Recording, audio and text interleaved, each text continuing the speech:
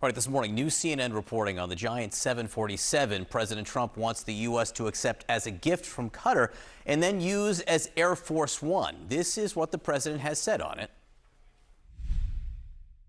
So I think it's a great gesture from Qatar. I appreciate it very much.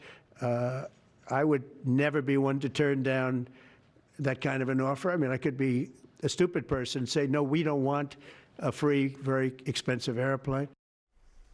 But it turns out there's nuance here. Sources tell CNN it was the Trump administration that made the initial approach. CNN's Alex Marquardt has the new reporting. President Donald Trump has talked about this potential deal for a Qatari Boeing 747 to act as Air Force One, as a gesture, a gift from the Qatari royal family, which the U.S. would receive for free, he said. But sources tell my colleagues and me that it was the Trump administration that first made the outreach to Qatar after Trump came into office, that it is in fact the U.S. that made this request of Doha. The administration was told by Boeing, which is making the next generation of Air Force One planes, that the two planes would not arrive until 2027. Trump wanted something sooner, so the Pentagon, with the White House's backing, reached out to Qatar. Boeing had given the administration a list of possible planes that could work as Air Force One in the meantime, and Qatar had one of those planes. The president's Middle East envoy, Steve Witkoff, he also helped facilitate these early meetings. The Pentagon then offered to buy the plane, and Qatar offered to sell it. Now, we're told, the lawyers are still hashing out the details, but the White House is still claiming that this is going to be a donation from Qatar, or as Trump wrote on Truth Social recently, a gift free of charge. Trump had said that a Qatari official had told him, if I can help you, let me do that. Now, publicly, Qatar has not refuted Trump, and in his visit to Doha last week, everything went smoothly. But the real story is certainly more nuanced and different from how Trump and his aides have been telling it. Even if this deal is signed, current and former officials have told CNN that it could take 2 years and hundreds of millions of dollars, several times the value of the plane, to strip it down and rebuild it with technical and security standards fit for a U.S. presidential aircraft. Remember that plane from Qatar that the Trump administration said was a gift? Sources tell CNN that it actually was the Trump administration which approached the country about a new Boeing 747 that could be used as Air Force One. So those sources say immediately after President Trump took office in January, the Pentagon contacted Boeing and was told they wouldn't be able to produce a new presidential jet for at least another 2 years. A senior White House official says that's when President Trump asked Middle East envoy Steve Witkoff to put together a list of viable planes. The group chat is back. What happened next is eventually. Are you into this? The priorities of this administration, they came in and were like, we got to have Air Force One planes, back on the tarmac, and the ones that we had ordered in the first administration. I mean, this plane thing, honestly, is just insane. Why are we still talking about the plane thing? I know it's my fault because I read the introduction, but it feels, I did this to us, but it feels like it's not going away. And this reporting is sort of showing the path from, hey, do you think we could get a plane faster? It would be okay. Yeah. Yeah, I mean, I think that the reason we're talking about this is because corruption is such a hit that Republicans have made on Democrats for a really long time, whether it's Nancy Pelosi's stock trades or also the defenses of Trump's taking this plane. I've talked about Qatar's general influence in a lot of the Democratic policies making spaces. I believe Ilhan Omar was paid for by Qatar at some point to take a trip to the Middle East. And so they keep trotting out these arguments. But it's also the single most kind of ineffective hit against Trump. Yes. Like, I've just never seen that land a political blow. Because people believe that everyone is corrupt in D.C., and if everyone's corrupt, at least with Trump, it's out in the open. It's nakedly available for you to see. I don't really buy this argument, but I think a lot of voters do feel that because Washington is such a swamp, they've bought that argument from Trump. Why would they hit him now? Conservatives, I think, are actually uncomfortable with this. I mean, he's been taking a lot of hit from conservatives over this because it is Qatar, because Qatar has a relationship, for example, with Hamas. It has been involved, it has a close relationship with Iran. The actual sort of enemies of the United States, this small emirate has a relationship with them. And so to take a plane from them, it does have this question, what are you going to get in return? And Michael, I'm nobody gonna let gets you jump anything for in here, nothing. because Lulu's right. You have heard some prominent voices on the right say, what are you doing? Why are you doing it? This feels like an unforced error.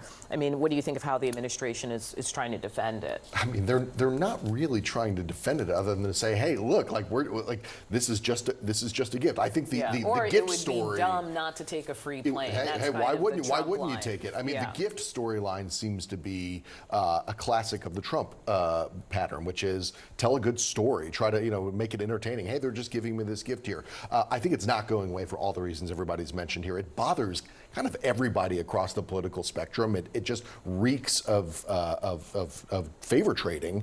And even if there's no favor that was offered from Qatar with this plane, it's going to come. And I think people have an intuitive understanding that this doesn't feel right. Yeah. I do think Like, that's it's a not problem a stack for Trump. of cash, but it's like a I don't know. I mean, flying. this is true for people in D.C. Like, I am personally bothered by this, but at the same time, I don't think it's true that regular people watching this news story are just upset about this kind of corruption, because you hear stories about corruption in D.C. all the time. They kind of all blur together. Yeah. It's I hard know, to but This tell. sticks in the mind. This sticks in the mind. This is a I plane. think one of the other problems with this is about the United States and the way that it's seen in the world. And so when you have the plane of the American president being sort of like a branded gift, as if you're a soccer team, with the Qatar emblazoned over your jersey. I mean, there is something about that we're supposed to be the most powerful country in the world, and yet we're getting a plane from a tiny emirate. I mean, this is slightly problematic. Like, for that Boeing reason, can't too. build the plane. It's That's true. absurd. Is this just pressure on Boeing, or although that was my theory at first, and now it seems like no, they really just want the plane. No, and I think Trump is obsessed with the plane. I mean, Yeah, I he think loved it's it, like right? the actual He plane. loved it. He loved it. He loved the president. I would say this to the point about sort of Qatar being aligned with America's enemies. If I were a journalist on this new Air Force One, I'd watch what I'd say. Like what sort of things are going on. Although it's supposed to be a defense to Defense Department thing, I and guess, people have it talked about worries the me. cost of trying to fit it to be secure, Right. and that cost in of itself is something So that would make things Can I just say one problematic. more thing about the Yeah. plane, which is they just in the Times showed the sort of brochure, because they've been trying to sell it for a while. It's really nice. I just want to say that. It's a really nice plane. So you want to get on Air Force One? I mean, I just want to say, I get it, it's a nice Lulu plane. Skyron should just say shout out to luxury. Can I get your take on something else? CNN has new reporting tonight from my colleagues that it was actually the White House and the administration that reached out to the Qataris about securing that new plane that the president plans to use as Air Force One. Initially, we had been told that Qatar offered it to the White House as they needed a new plane because Boeing was taking too long to build the new Air Force Ones. Are you comfortable with the president flying on a plane that is not made in the United States? Well, the 747 was made in the United States, and then it was set up to their criteria. But that's been in Qatar. But it's been elsewhere. And look, there are security issues that are going to have to be addressed. But there's a transition period here between the 747 that the president's using right now, the Air Force One, which you were on, which is old, as you could tell, and the brand new ones that are coming on board that aren't ready yet. During this transition period, there may very well be a way to utilize this aircraft that actually helps us make that transition, because there's tools and parts that can be used not only in this one, but in the brand new ones as well. But even apart from physically being able to use it and retrofit it, are you comfortable with the president flying on a plane that was gifted to him by Qatar? You know, if the question is, can he legally accept it? No, I'm just Okay. ethically and optically, are you comfortable with that? If we can show the American people that there was a method and a reason why it is beneficial in terms of this transition, I think that'll help a lot. And I think there may very well be an argument made that as we transition from the old 747s, which are still in service, to the new 747s, there's a number of items that have to be included in each of the 747s. If we can build some of that and then transition it out of one 747 and then into the new one, there may very well be some benefits to that while the old 747s are still flying. So we've had a chance to talk to some of the folks in the Air Force, and the Air Force actually does have a plan to be able to work through this. Now, I'm not going to get into it because a lot of it's still classified, but there is a logic that a lot of people aren't talking about yet, and I probably shouldn't be breaking that that story. Interesting that you did talk to the Air Force, though. When you are ready to break it, let us know. Senator Mike Rounds, thank you for your Thank time, you. as always. Appreciate it. Great to have you.